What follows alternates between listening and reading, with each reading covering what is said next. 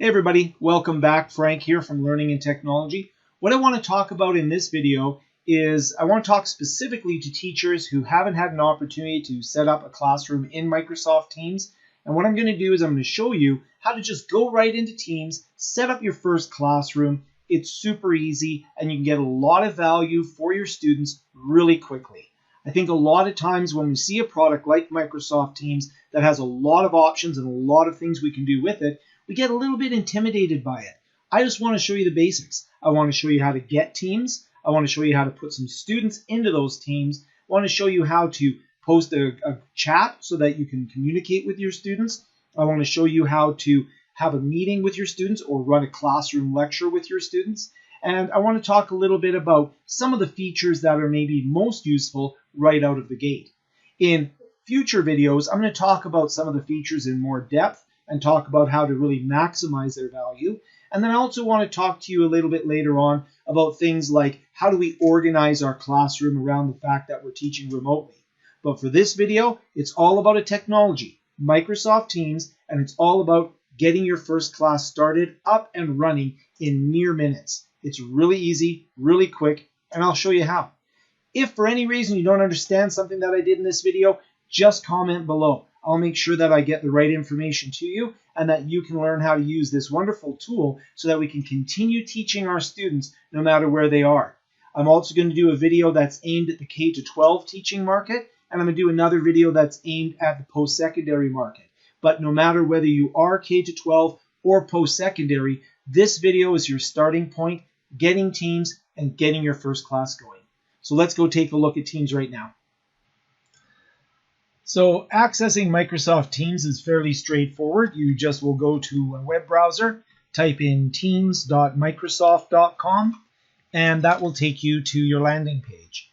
Now, you'll need a Microsoft account, an Office 365 account, and it will automatically bring you to the Microsoft Team site for your account.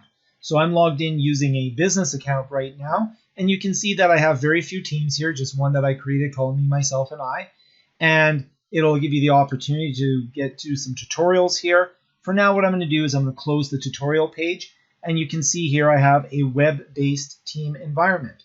Now, this is a little bit different than if I had a school account. If I logged into my school account, what I would have is when I went to create a new team, I would have some different choices. So let's go ahead and say join or create a team.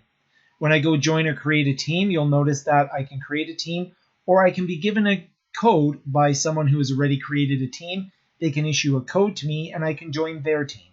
I'm going to go ahead and create a team, and you'll notice that I can build a team from scratch, or I can use an existing Office 365 group team to use as a template.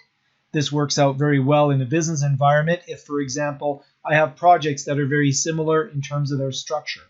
I'll build a team from scratch, and you'll notice I can make a private team where people need permission to join, a public team where anyone in your organization can join, or an organization-wide team where everybody in the organization is automatically joined. This is an example of the Office 365 teams that I would have if I had a business account.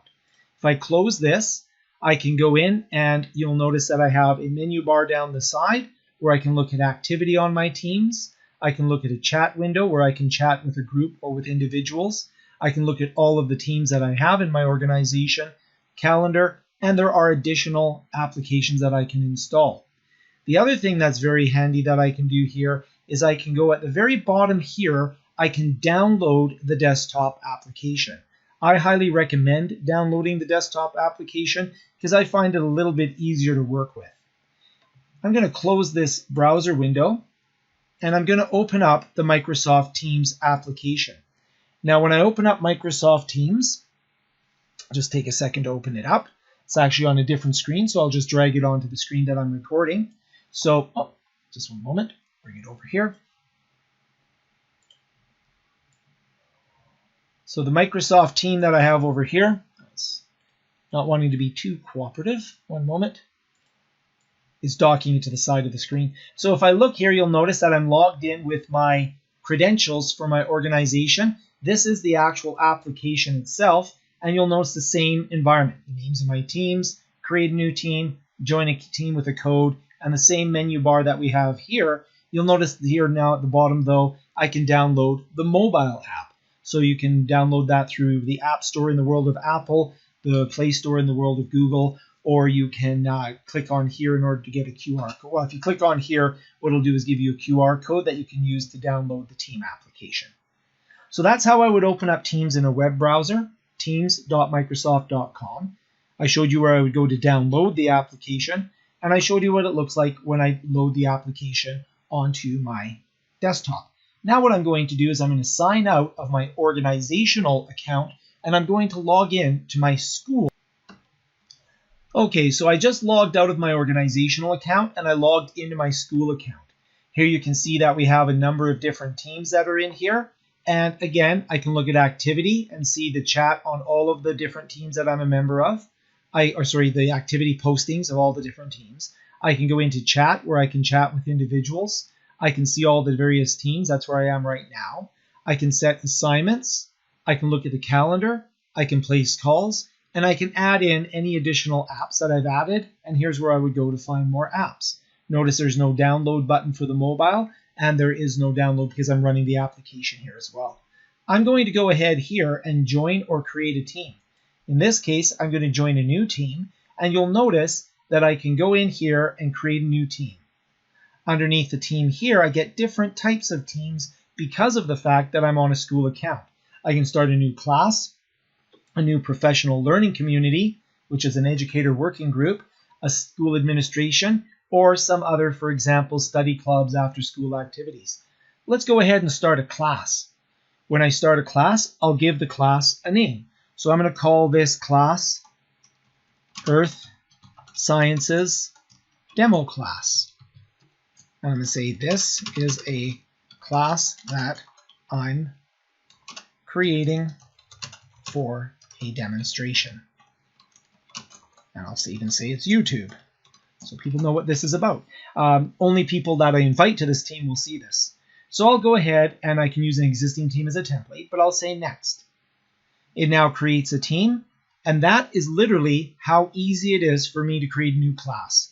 I can search for students, where I can go in for anybody that's at my school, and I can search for teachers, and that would also be anybody at my school. So in my case, I'm just going to leave that and skip it. I won't add anybody to this team.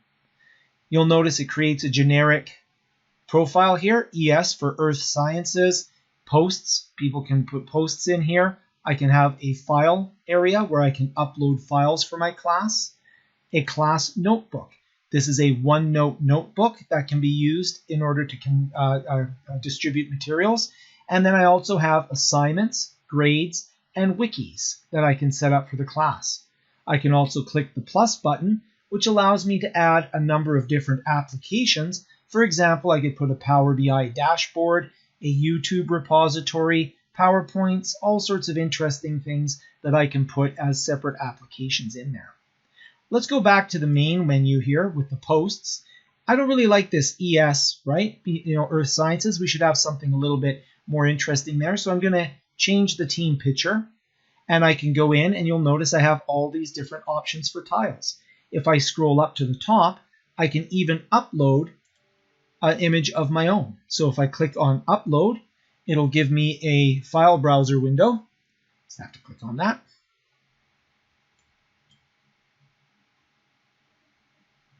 And it could be an issue because I'm recording right now.